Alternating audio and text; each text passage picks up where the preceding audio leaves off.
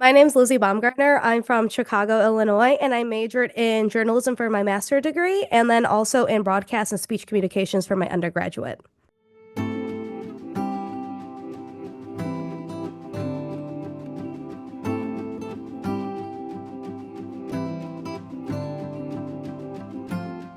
One of the biggest things ever since I was a kid, after I saw Fuse TV, when I was super sick with the flu when I was 14 years old, and I started seeing a bunch of these bands like Rise Against and Hollywood Undead, for example, playing music that I really liked and enjoyed. I was also seeing a lot of commentators who were doing, say, Warped Tour, for example, and they were on site interviewing these bands. And I said, I want to do something like that. So from there, I actually was already making AMVs, animated music videos, with different types of cartoon shows that I watched when I was younger and then putting them to like Linkin Park, for example. And I did that up until I was about 16 years old. So like my video editing and kind of like story content skills were already there. But I didn't really know what that really fell under because I'm a first generation college student. So I didn't necessarily have anybody I could go to during my time in high school to say, this is what I want to do. Can you help me and guide me? It actually wasn't until I was working my very first job as a barista when I was 17 years old.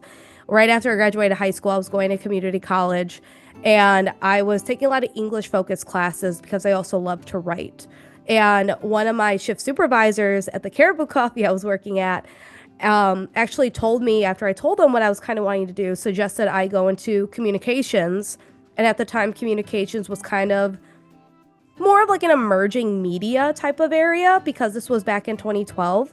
So from there, I actually shifted my major and my concentrations there. When I transferred to the college that I graduated from with my bachelor's, my best friend since high school was already there. And she said, I think you really want to join the radio station here. You could interview bands like you want to, and you have a lot of accessibility.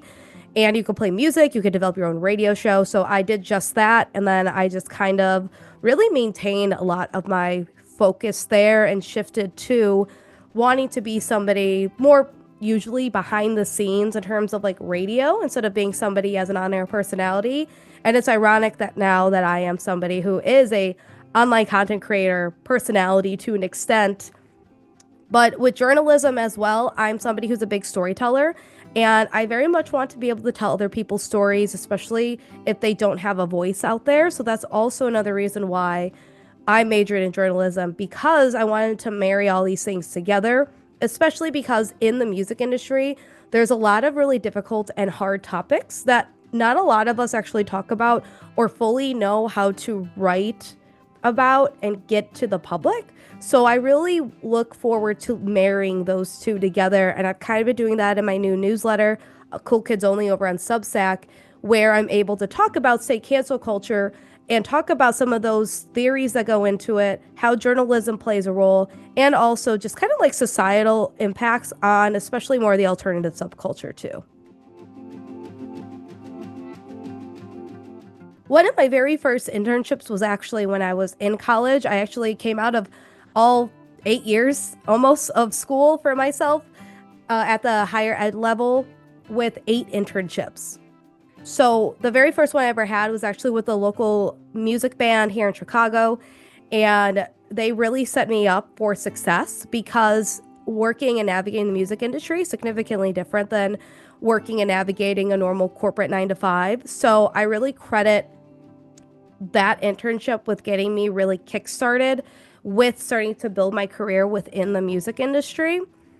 From there, I also started working as a promotions coordinator at a local alternative radio station, well, adult contemporary alternative radio station. And once I was in that company, I worked my way up, and I was also an assistant producer in news radio there. And then I worked my way up again to being an audio production coordinator at the national level. So I worked with a lot of big name radio stations like KROQ, for example, and developing and putting out some of their shows for their talent. And then I ended up being a managing editor, a podcast for a new podcast division, and was kind of setting all of that type of stuff up. That area unfortunately closed at the news radio station here in Chicago that I was at. But aside from that too, I really feel that all of these different things that I did at multiple times because I'm somebody who I cannot have less than 3 jobs at a time. Otherwise, I personally don't feel productive. So I think one, juggling a lot of those at one time really helped me with time management and organization, while also really introducing me to what like hustling is in both of these industries, because music industry, radio especially as well, you really have to show the dedication and the want to be there. And there's a lot of folks who will say that's not right or whatever it may be, but that's like what we have to operate within. And if we want to change that culture, we have to play by the rules to get into the game and then work within that game to change and adapt those rules and regulations essentially. I also am a professor. I've been teaching for 4 years. So I'm currently the faculty advisor for a college radio station, and I'm also a lecturer in media studies. So everything just kind of culminates together in doing a lot of the things that I really love and enjoy. And it's really helped me also pass along a lot of those types of opportunities and knowledge to my students as well when they want to go into either these types of areas of work or just media in general.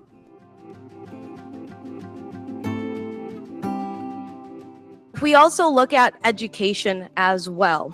I am somebody who is a very big learner. As somebody who's a first generation college student, I had to navigate the collegiate experience kind of alone. While I did have family support, no one really knew what was going on. And a lot of people don't know what's going on. Outside of WONC, North Central College has one of the best first generation programs that I have seen as an educator and as somebody who is a previous student looking for that support.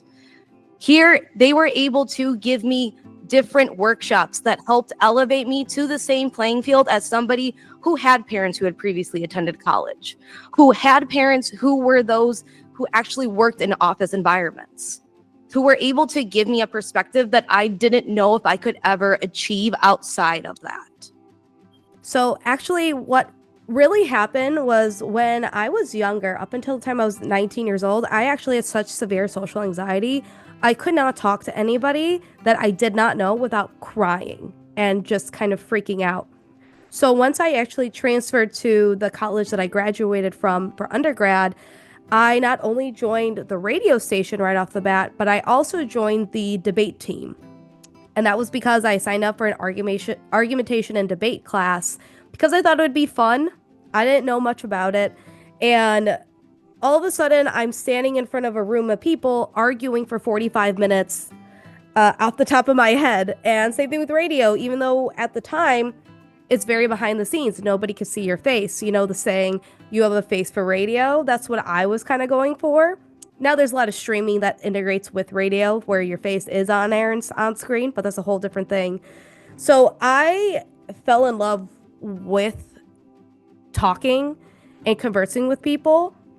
One, because I had to. I am very much an advocate of if you put yourself in a situation, you kind of make yourself do it. Even if you are freaking out, you're going to become better at the end. And I understand that's not for everyone. For myself, that has always proven to be more beneficial and to help me actually grow myself as my own self and personality wise as well. So I kind of threw myself into the fire and said, you need to learn how to talk to people. You need to look them in the eye. And this is the only way you're going to grow in this career. And I really credit my debate team and my debate coach because they all really pushed me to not be as shy, not be reserved, and to also look into how to research better as well, because you always had to know about every single modern event that has happened and historically wise as well, and be able to regurgitate it on the spot. And that's almost the same with journalism too, because journalism, you're kind of like this person who has to be a little bit of a know-it-all. Under the First Amendment, actually, journalists are classified as a fourth estate, which means that they're basically the ones who are going to be telling everybody all the news and all the information you need to know. And I find that to be so crazy. So that also means I need to also transfer a lot of those research skills over into my journalistic skills and say, okay, I need to be ready to be an expert on something within an hour. So I'm also a big reader and I read really quickly. So that also comes in handy for myself when it does come to a lot of this work. Same thing as well with being a professor. I teach anywhere from 8 to 35 to 40 students every semester in every single class. And I feel so confident to go up and lecture for an hour to 2 hours to 3 hours about anything in media and journalism, engage with my students, be able to interact with them. And it's, again, I really came from being so deeply shy and terrified of conversing with people to loving talking with people. One of my favorite, this is a nerdy thing, one of my favorite things to do as a hobby is to go to networking events because I get to talk with new people. And I also kind of like force myself into new situations where maybe I don't know anybody here, but I want to get to know them. And I just did that even last week for a Chicago podcast event. And I ended up going there. The one person I did know actually had already left, and I saw him on my way in.